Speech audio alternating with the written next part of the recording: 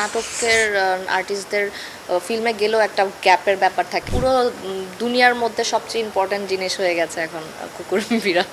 ওদের আসলে কিছু দরকার হয় না, ওদের শুধু একটু খাওয়া আর একটু ভালোবাসা, বাস এতটুকুই। এটা দুইটা কাজে তো আর হয়নি, এটা তো অনেকটা দিন আসলে কাজ করার পর হয়েছে। তো এই এতদিন কাজ করার পর যেটা হয়েছে যে এখন ওই কেমিস্ট্রিটাই আসলে আমার মনে হয় যে দর্শকরা বেশি পছন্দ করে, যে আচ্ছা এই জুটিটার কাজ আসলেই দেখতে হবে, ব্যাপারটা এমন ঘটে আমার মনে হয়। আর তারপর গিয়ে তো গল্প বা ডিফারেন্ট ক্যারেক্টারগুলো বা মেকিং সব কিছু তো আছেই, কিন্তু ওই ভরসার জায়গাটা তৈরি হয়ে গেছে তো এই জুটির। সো দ্যাটস ওয়াই হচ্ছে আসলে মানুষ আসলেই দেখছে। তো আমি আসলে যেটা হয় তখন আমার মনে হয় বেশি রেসপন্স পাওয়াটা তখন বলে যখন নর্মাল মানুষজন এসে আসলে ক্যারেক্টারটা বলেই বলে যে আপু এই কাজটা, আপনার এই গল্পটা বা এই ক্যারেক্টারটা খুব ভালো লেগেছে। তো ওই জিনিসটা আসলে খুব পাই। আমি বলবো না যে সব ক্ষেত্রেই পাচ্ছি বা সব গল্পেই পাচ্ছি, কিন্তু যখনই আমি নিজে তো আসলে জানি যে আমি কোন ক্যারেক্টারটা একটু ডিফারেন্ট করলাম বা এটার জন্য আমি একটু আলাদা চ্যালেঞ্জ আমার মনে হয়েছে আমি নিয়েছি। সো ওই গল্পগুলো যখন পাই তখন বেশি ভালো লাগে যে না, ডিফারেন্ট কোনো কাজ করেছি আর ওটাতে আমি সার্থক, বিকজ দর্শক নিজে এসে বলছে যে ওই কাজটা করেছে বা ওটা ভালো লেগেছে। সো এটা পাই আমি। আমি আসলে সত্যি কথা ভাইয়া চিন্তাই করিনি এখন পর্যন্ত যে আমি এখানে কাজ করব বা ওইখানে কাজ করব। বাট হ্যাঁ, আমার আমি যতটুকু শুনে এসেছি বা দেখে এসেছি যে নাটকের আর্টিস্টদের ফিল্মে গেলেও একটা গ্যাপের ব্যাপার থাকে বা অনেক বলে যে আসলে যেটা আমরা ইউটিউবে এমনিতেই দেখতে পাচ্ছি বা নাটক দেখতে পাচ্ছি, তো ওইটা কেন আমরা টাকা দিয়ে হলে গিয়ে দেখবো বা ওই নায়ক নায়িকাকে।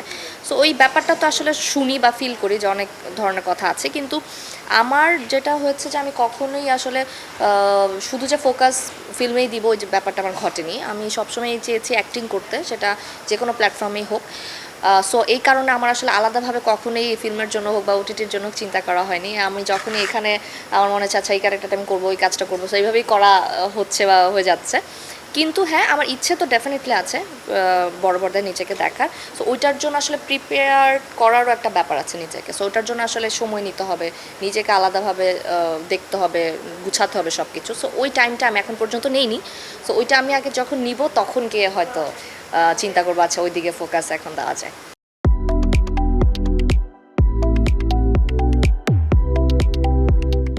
এটা আসলে তৈরি হয়েছে আমি আমার এখন যতটুকু মনে আছে, আমি একটা সময় এমনও ছিলাম যে আমি একদমই প্রচণ্ড ভয় পেতাম। এটা বিড়াল হোক, কুকুর হোক, যেটাই হোক না কেন, আমার কাছে আসলে আমি 100 হাত দূরে যাই।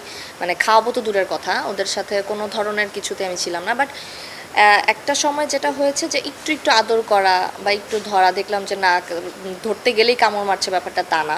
তো ওই জিনিসটা একটু একটু করতে করতে করতে করতে আসলে ভিতরে একদম এমনভাবে গেঁথে গেছে এখন যে আমার গাড়ির মধ্যে সবসময় ওদের জন্য খাবার থাকে, আমি দুনিয়ার যেখানেই যাই না কেন।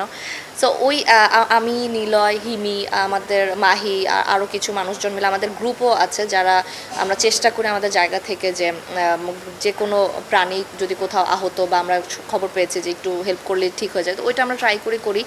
এছাড়া মানে এখন প্রাণী প্রেমের ভালোবাসাটা, ওদের প্রতি ভালোবাসাটা এমন পর্যায়ে চলে গেছে যে এখন আসলে আমরা চাই, খুবই চাই যে আমরা এমন কোনো একটা সংস্থা করব বা এমন কোনো একটা শেল্টার হোম বানাবো ইন্টারন্যাশনালি, যেটা বাইরে থেকে হয়তো আমাদের কাছে ফান্ডও আসবে। আমরা আসলে বাংলাদেশের প্রত্যেকটা প্রাণী যাতে ভালো থাকে ওই স্বপ্নটা এখন দেখি। সো ইনশাল্লাহ এটা আমাদের প্রসেসে আছে, আমরা চেষ্টা করব এটা করার। বাট এটা অন্য রকমের একটা ভালোবাসা, এটা আসলে বলে বোঝাতে পারবো না। এখন এতটা বেশি, মানে আমার মনে হয় যে আমার বাসায় 4টা বিড়াল আছে, 2টা রেস্কিউ করা আর 2টা আমার বাসায় ছিল।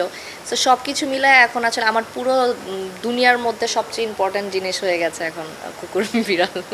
আমি আসলে সবাইকেই বলবো, এটা আমাদের মিডিয়া আর্টিস্ট থেকে শুরু করে মিডিয়া যত মানুষ আছে আসলে, ডিরেক্টর বলেন, প্রডিউসার বলেন বা আর্টিস্ট আছে, তাদেরকে ছাড়াও আমি সব দর্শকদেরকেও একটা জিনিস বলবো যে আসলে প্রাণী প্রেমটা তো আসলে আমাদের সবার মধ্যেই একটু না একটু আছে। সো এটা আসলে বিকাশ ঘটানো উচিত। ওরা একদমই আপনাদের মানে হার্মফুল না, ওরা কখনোই কোনো কিছু নিজে থেকে এসে আপনাদের ক্ষতি করবার ব্যাপারটা এমন ঘটে না। সো নিজে থেকে যদি একটু হেল্প করা যায়, একটু খাওয়ানো যায়, একটু যদি ওদের পাশে দাঁড়ানো যায়, তাহলে আসলে ব্যাপারটা খুবই সুন্দর। ওদের জীবনটা, ওদের আসলে কিছু দরকার হয় না, ওদের শুধু একটু খাওয়া আর একটু ভালোবাসা, বাস এতটুকুই। সো আপনার কারণে যদি একটা জান ভালো থাকে, একটা জান খেয়ে পড়ে সুন্দরভাবে বাঁচে, সো এটা আসলে অনেক বড় একটা ব্যাপার আমার মনে হয়। সো এটার সাথে পাশে থাকবেন। আর যদি কখনো মনে হয় হয় যে না পাশে থাকতেও পারছেন না, তারপর ওদের কখনো ক্ষতি করার চেষ্টাটা আমার মনে হয় না করা ভালো। আমি অনেক দেখি যে বাংলাদেশে ঢাকার বাহিরে অনেক গ্রামের আসলে এমন হচ্ছে যে মেরে ফেলছে, পিটায় মেরে ফেলতেছে, অনেক অনেক বাজেভাবে মারতেছে, কুকুর শিয়াল এটা ওইটা। সো আমার মনে হয় এইটা থেকে আপনি একটু দূরে থাকেন প্লিজ। যদি নাও খাওয়াতে পারেন অ্যাটলিস্ট মেরে ফেলবেন, এতটুকু আমার রিকোয়েস্ট। Thank you.